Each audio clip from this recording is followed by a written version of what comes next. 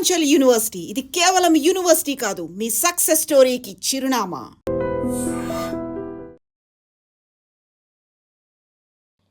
నమస్తే, welcome to I dream. నేను వాలి. ప్రస్తుతం స్టూడియోలో ఉన్నారు అనలిస్ట్ మందడి కృష్ణారెడ్డి గారు. మాట్లాడదాం. సార్ నమస్కారం. నమస్తే అండి. కృష్ణారెడ్డి గారు, ఇప్పుడు కొత్తగా H1B అబ్యూజ్ యాక్ట్ 2026 ఇది వస్తూ ఉంది. అంటే దీనివల్ల భారతీయులకి ఏమన్నా ఇబ్బంది ఉంటుందా? ఏమంటారు? ట్రంప్ రెండోసారి అధికారంలోకి వచ్చిన తర్వాత తను ఎలక్షన్లో వాగ్దానం చేసిన ప్రకారంగా అమెరికన్స్ ఫస్టు అనే నినాదానికి ప్రిఫరెన్స్ ఎక్కువ ఇచ్చాడు. అమెరికన్స్కు ఉద్యోగాలు రావడం లేదు. చాలామంది నిరుద్యోగులుగా మారిపోయారు. ఆ నిరుద్యోగుల్లో కొంతమంది దొంగలుగా, కొంతమంది బెగ్గర్స్గా మారిపోయే పరిస్థితి ఏర్పడింది. దానికి ముఖ్యమైన కారణం ఏంటంటే, ఇతర దేశాల నుంచి వలసవాదులు ఎక్కువ మంది అమెరికాలో ప్రవేశించి అమెరికన్స్ యొక్క అవకాశాలను కొల్లగొట్టారు, వాళ్ళు దోచుకున్నారు అనేటువంటి భావన ప్రజల్లోకి వెళ్ళింది. ఆ ప్రజల్లోకి వెళ్ళేటట్టుగా ట్రంప్ పార్టీ ఎక్కువ ప్రయత్నాలు చేసింది.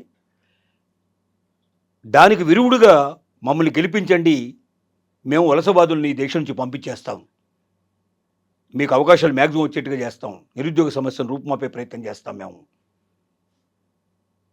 అని అనేక రకాల వాగ్దానాలు చేసింది. ఆ వాగ్దానాలు నిలబెట్టుకోవడానికి అనుగుణంగా చాలా ప్రయత్నాలు చేశారు. మనం చూసాం. వలసవాదులు ఎవరెవరైతే వచ్చారో, అంటే ఒక భారతీయులనే కాదు, చైనా నుంచి వచ్చినా మిగతా అన్ని దేశాల నుంచి వచ్చిన వాళ్ళని కూడా పెడరెక్కలు విడదీసి కట్టేసేసి తీసుకొచ్చి ఆ దేశాల్లో పడేసిపోయినటువంటి సంఘటనలు ఉన్నాయి. ఎయిర్పోర్ట్లో అలాంటి దృశ్యాలు చూసాం మనం. 35 సంవత్సరాలు 35-40 సంవత్సరాల నుంచి స్థిరపడ్డటువంటి విదేశాలకు సంబంధించిన వ్యక్తులు వలసవాదుల్ని ఏదో ఒక చిన్న కారణం చూపించేసి వాళ్ళ వీసాలు రద్దు చేసి, వాళ్ళ సిటిజన్షిప్ రద్దు చేసి, వాళ్ళ గ్రీన్ కార్డులు రద్దు చేసేసి ఆ దేశం నుంచి పంపించిన సంఘటనలు కోకొల్లలు ఉన్నాయి. ఏకైక లక్ష్యం ఏంటంటే, తను ఒకటే అనుకుంటున్నాడు. ట్రంప్ ఆలోచన ఏంటంటే, ఈ దేశానికి లాభం చేకూర్చేవాడే కావాలి మాకు. ఈ దేశం నుంచి డబ్బులు పట్టుకుపోయేవాడు కానీ, ఈ దేశ సంపద తీసుకెళ్లేవాడు కానీ మాకొద్దు. వాడి దేశం నుంచి మా దేశం తీసుకొచ్చి పెట్టేవాడు కావాలి. లేదా వాడి బుర్రతోటి మా కోట్లు గడించి పెట్టేవాడు కావాలి. మా దేశ సంపదను పెంచేవాడు కావాలి. దానికి గాను అతనికి ఇచ్చేటువంటి డబ్బు ఏదైతుందో ఆ డబ్బును కూడా ఇక్కడే పెట్టుబడి పెట్టాలి, ఇక్కడే వాడు స్థిర నివాసం ఏర్పరచుకోవాలి, ఇక్కడే బతకాలి తప్ప ఇక్కడి నుంచి రూపాయి ఏ దేశానికి పంపించకూడదు. ఉద్యోగ అవకాశాలు, ఉపాధి అవకాశాలు మా వాళ్ళకి ఎక్కువ కల్పించేట్టు ప్రయత్నం చేయాలి. మాకు అలాంటి వలసవాదులు కావాలి. కానీ మన భారతదేశం నుంచి వెళ్ళే వాళ్ళు ఉదాహరణకు తీసుకుందాం. 54 లక్షల మంది సుమారుగా అమెరికాకు వెళ్ళారు ఇప్పటిదాకా. వీళ్ళల్లో అత్యధికులు ఎవరంటే మిడిల్ క్లాస్ పీపుల్. ఆ వెళ్ళడానికి కావాల్సిన టికెట్ డబ్బులు ఏదో అడ్జస్ట్ చేసుకొని, బ్యాంకు అకౌంట్ లాంటివి చూపించాలంటే ఎవడి అకౌంట్ నుంచో డబ్బులు వేయించుకొని, అన్ని ఫేక్ డాక్యుమెంట్స్ క్రియేట్ చేసుకొని వీసా పొంది అమెరికాకు వెళ్ళిపోయి అక్కడ స్కూల్లో కాలేజీల్లో చేరి పార్ట్ టైం జాబ్స్ చేసుకుంటూ, లెక్క ప్రకారంగా స్టూడెంట్ వీసా మీద వెళ్ళిన వాడు ఎవడైనా సరే ఓన్లీ ఆ కాలేజీ ప్రిమిసెస్లలో ఉండేటువంటి ఉద్యోగాలు మాత్రమే చేయాలి తప్ప out side the college premises ఒక ఉద్యోగం కూడా చేయడానికి వీల్లేదు. కానీ ఏ హోటల్ వెతికినా మనవాళ్ళే దొరుకుతారు, ఏ పెట్రోల్ బంక్ వెతికినా మనవాళ్ళే దొరుకుతారు, ఏ డెలివరీ బాయ్ అయినా మనవాడే ఉంటాడు. సో ఇలాంటి పార్ట్ టైం జాబ్ చేస్తారు. అది కూడా 8 గంటల కన్నా మించి చేయడానికి వీల్లేదు. కానీ 12 గంటలు 14 గంటలు కూడా పనిచేయడానికి మన వాళ్ళు సిద్ధపడ్డారు. 2-3 జాబులు కూడా ఒకే రోజులో చేసేందుకు కూడా సిద్ధపడ్డారు. అన్ని వైలేషన్స్ మొత్తం టోటల్గా అన్ని రూల్స్ అన్ని వైలేట్ చేసే పరిస్థితి మన దగ్గర ఉన్నది. ఏ రకంగానే సరే డబ్బు సంపాదించాలి, వీలైతే అక్కడ ఖర్చులకి ఉంచుకోవాలి, ఇంకా కొన్ని వీలైతే మళ్ళీ దేశానికి కూడా పంపించాలనే ప్రయత్నం చేసిన వాళ్ళే.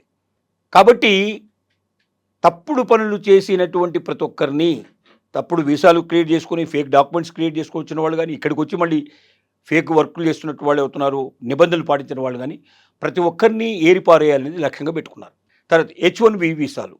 H1B వీసా అనేది ఏమిటి అసలు వాస్తవంగా అంటే, ఒక్క అమెరికాలో ఉండేటువంటి కంపెనీ తనకు ఉద్యోగులు కావాల్సి వచ్చినప్పుడు ఆ ఉద్యోగంలోకి అమెరికాలో ఉండేటువంటి పౌరులకు ఆసక్తి లేదు, అర్హత లేదు, అర్హతన ఉండకూడదు, ఆసక్తన ఉండకూడదు, అలాంటప్పుడు దాన్ని ఇతర దేశాలకు ఇవ్వడానికి అవకాశం ఉంటుంది.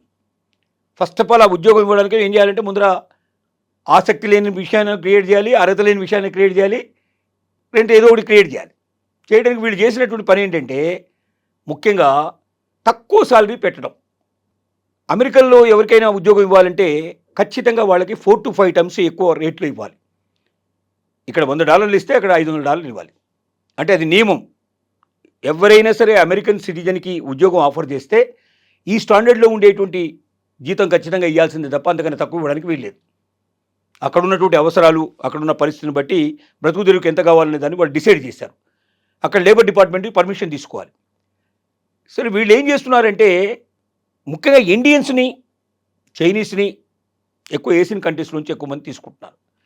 ఇండియన్స్ ఎక్కువ మందిని బాగా లైక్ చేస్తున్నారు. కారణం ఏంటంటే నెంబర్ 1, 4-5 రెట్లు తక్కువైనా సరే ఇండియన్స్ సంతోషంగా ఒప్పుకుంటారు.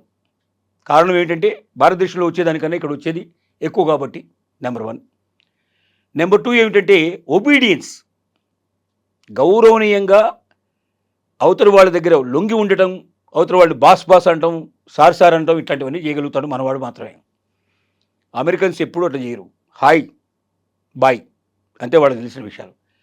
వాడు బాస్ అయినా, వాడు నెంబర్ 1 ప్లేస్లో ఉండేవాడైనా, అమెరికన్ ప్రెసిడెంట్ అయినా హాయ్ బాయ్ ఇదే ఉంటుంది వాళ్ళ దగ్గర. కాబట్టి ఒబీడియన్స్ అస్సలు ఉండదు వాళ్ళ దగ్గర. రెండోది టైం టు టైం. కరెక్ట్గా 10 o'clock అంటే 10 o'clock కరెక్ట్ ఎంటర్ అవుతాడు, 6 అంటే 6 బయటికి వెళ్ళిపోతాడు. ఒక్క నిమిషం కూడా ఉండడు. పార్ట్ టైం చేయడం కానీ, ఎక్స్ట్రా చేయడం కానీ, సండేస్ హాలిడేస్లో వచ్చి పని చేయడం కానీ ఇట్లాంటివన్నీ ఉండవు. భారతీయులు వీటన్నిటికి విరుద్ధంగా తక్కువ సాలరీలో పని చేయగలరు, 4-5 times తక్కువైనా పని చేయగలరు, ఎక్కువ సమయమైనా ఉండగలరు. ఒబీడియన్స్ అసలు మిగతా ప్రపంచంలో అన్ని దేశాల కన్నా మన వాళ్ళు ఎక్కువ చూపించగలుగుతారు. సండేస్ హాలిడేస్ పని చేస్తారు, ఎక్కువ పార్ట్ టైం, ఎక్కువ టైం కూడా కావాలంటే కూడా 6 అయిపోయిన తర్వాత కూడా అవసరమైతే 2 hours 2 hours 3 hours ఉండి పని చేయమంటే కూడా చేస్తారు. ఎక్కువ పని తీసుకోవచ్చు, తక్కువ సాలరీ ఇవ్వచ్చు. మనకు ఎప్పుడు ఒబీడియన్స్గా పడి ఉండేటువంటి వాళ్ళు కాబట్టి వీళ్ళకి ఇంపార్టెన్స్ ఇవ్వాలి, చేసింది అది.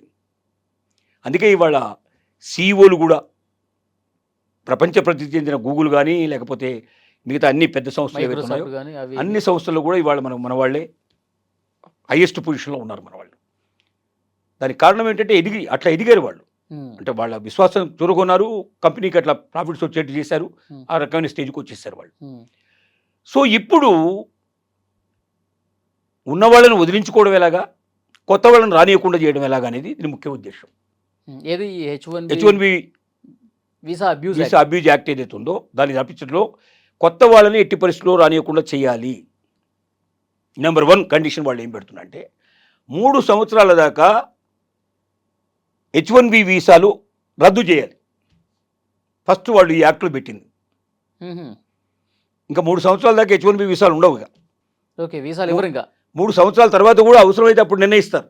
అసలు మొత్తం H1B వీసాలు లేకుండా చేస్తే బాగుండదు వాళ్ళ ఉద్దేశం. ఇప్పుడు అప్లికేషన్ పెట్టుకున్న వాళ్ళకి ఇంకా 3 సంవత్సరాలు ఇంకా ఏముండదు, ఇక అవకాశం ఉండదు. ఇక ఓకే. నెంబర్ 2 ఏమిటంటే అది హైయెస్ట్ శాలరీ పే చేయాలి. $2 lakhs యానం కంపల్సరీ పే చేయాలి. $2 lakhs అంటే సుమారుగా 1,85,00,000 1,90,00,000 సంవత్సరానికి. ఆ ఉద్యోగాలు అది మాత్రమే H1B వీసాలో ఉండాలి. H1B వీసా ఇవ్వాలంటే మినిమం అంత హైయెస్ట్ శాలరీ ఉండే వాళ్ళకే H1B వీసాలు ఇష్యూ చేయాలి. అంటే అంత క్వాలిటీ పీపుల్ మాత్రమే మీరు ఉద్యోగంలో పెట్టుకోవాలి. ఇప్పుడు ఎందుకు అమెరికన్స్ని తీసుకోకుండా ఇతర దేశాల వాళ్ళు తీసుకుంటున్నారు?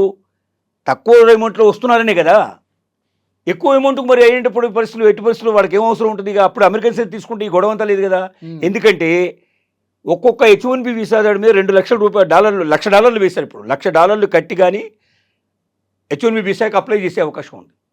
ఎవరు కట్టాలి $1,00,000? కంపెనీ కట్టాలి.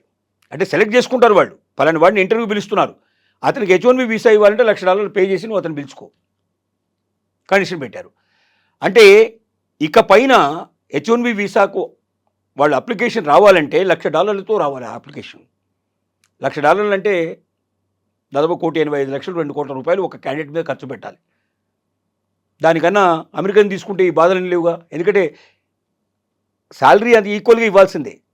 అమెరికన్స్కి ఏ శాలరీ ఇస్తున్నారో అదే శాలరీ ఇప్పుడు H1B వీసా మీద తీసుకొచ్చిన వాడికి ఇవ్వాల్సిందే. పైపొచ్చి మళ్ళీ $1,00,000 ఎందుకు? ఇంకా అమెరికన్ తీసుకుంటే $1,00,000 అవసరం లేదు కదా, వీసా అక్కర్లేదు కదా, లోకల్ వాడిని తీసేసుకోవచ్చు కదా. అంటే ఎట్టి పరిస్థితుల్లో లోకల్ వాడినే తీసుకుంటట్టు చేయాలి, బయట వాడిని ఆపేయాలి అనే కారణం. మూడోది ఏంటంటే స్టేటస్ను చేంజ్ చేసుకోవడం. అంటే ఒక వీసా నుంచి ఇంకొక వీసాకు చేంజ్ చేసుకునే అవకాశాలు గతంలో ఉండేవి.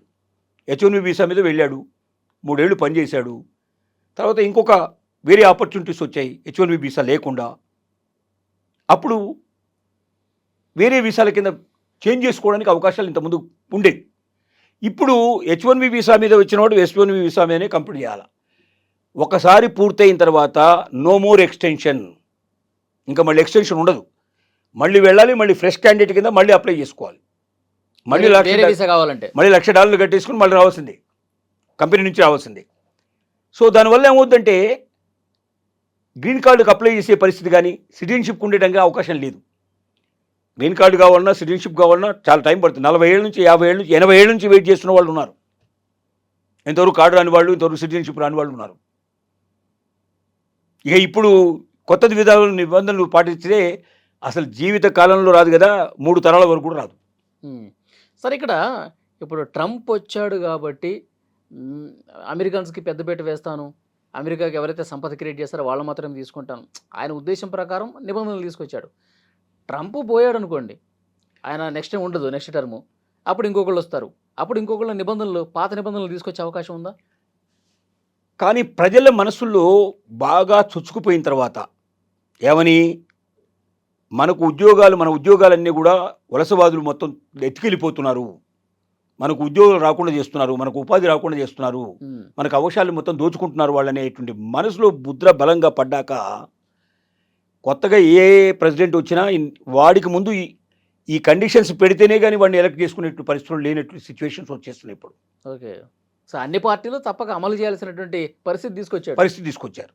కాబట్టి భవిష్యత్తు లోపల ట్రంప్ రేపు పొద్దున్న నెక్స్ట్ ఎలక్షన్లో గెలవకపోవచ్చు. ఇప్పుడే చాలా అతనికి వ్యతిరేకత చాలా వచ్చింది. 68% పీపుల్ ఇప్పుడు దాదాపు వ్యతిరేకంగా ఉన్నారని తెలుస్తోంది. నెక్స్ట్ టర్మ్ ఉండదులేండి, నో కింగ్స్ అని చెప్పి ఎక్కడ చూస్తే అక్కడ కష్టమేనట. అది నెక్స్ట్ టైం కష్టం. ఈ యుద్ధంతో మరింత బలహీనపడ్డాడు ఇప్పుడు పరిస్థితి, సిచ్యువేషన్స్.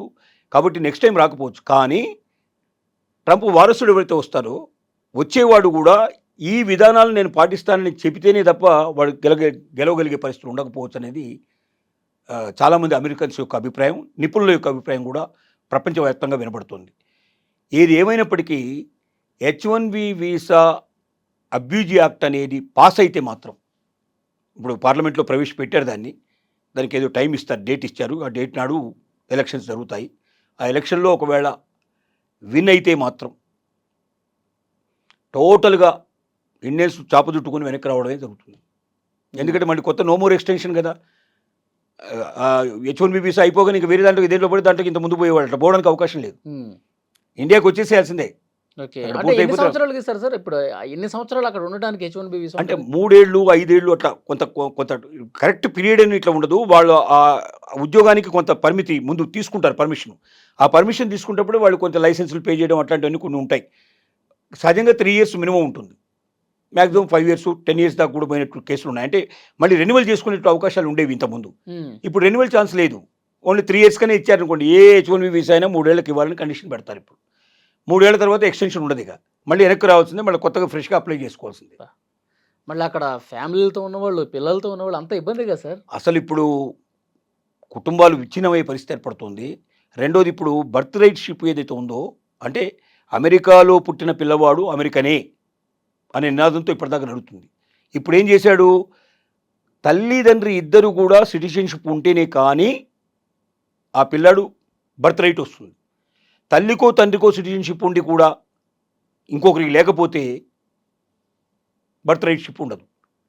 అంటే తల్లిదండ్రి అక్కడ ఇద్దరు ఉంటారు, ఉద్యోగాలు చేస్తుంటారు, కానీ పిల్లాడిని మాత్రం ఇండియాకు పంపించేస్తారు. ఇప్పుడు అలాంటి పరిస్థితులు ఏర్పడుతున్నాయి. సిటిజన్షిప్ రావాలంటే ఏంటి, ఎంత కష్టపడాలి? సిటిజన్షిప్ రావడానికి చాలా ఏళ్ళు పడుతుంది. ఇప్పుడున్న ప్రకారంగా 40 ఏళ్ళు పడుతుంది. 40 ఏళ్ళు కూడా గ్యారంటీ వస్తుందని నమ్మకం లేదు.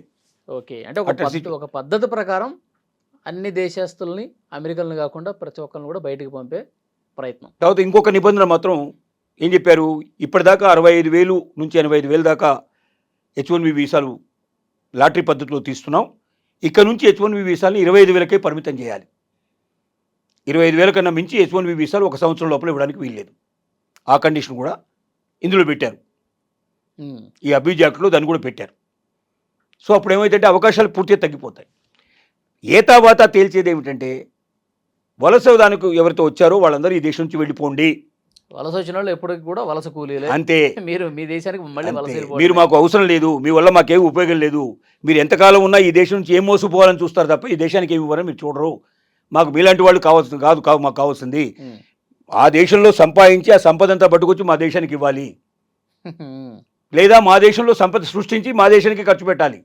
ఉమ్. అలాంటి వాళ్ళనే మేము కోరుకుంటున్నాం తప్ప మీరు ఎంతకాలం ఉన్నా ఇక్కడ నుంచి ఏదో పట్టుకుపోవడానికి ప్రయత్నం చేస్తారు తప్ప మీరు మాకు అక్కర్లేదని నిర్ణయానికి వాళ్ళు వచ్చారు. అంటే దీన్ని బట్టి సార్ భారతీయులందరూ కూడా మాతృభూమిని ప్రేమించడం నేర్చుకోండి.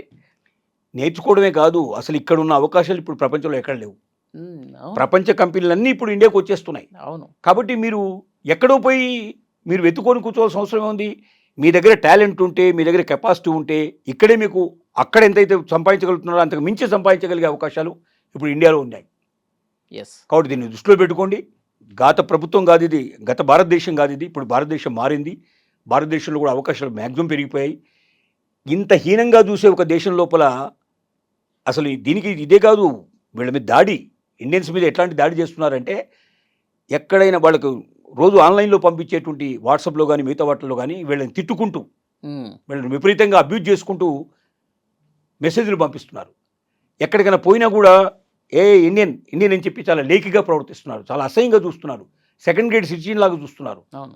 ఇలాంటి పరిస్థితుల్లో వీలైనంత తొందరగా అవకాశం ఉన్నవాళ్ళు, బ్రతకగలిగే అవకాశం ఉన్నవాళ్ళు, ఛాన్సెస్ ఉన్నవాళ్ళు రావాలి. ఆల్రెడీ 40% పీపుల్ సిద్ధమవుతున్నట్టుగా, మొత్తం వెనక్కి వచ్చేందుకు సిద్ధపడుతున్నట్టుగా ఈ మధ్య చేసినటువంటి ఒక సర్వేలో తేలింది. ఎస్.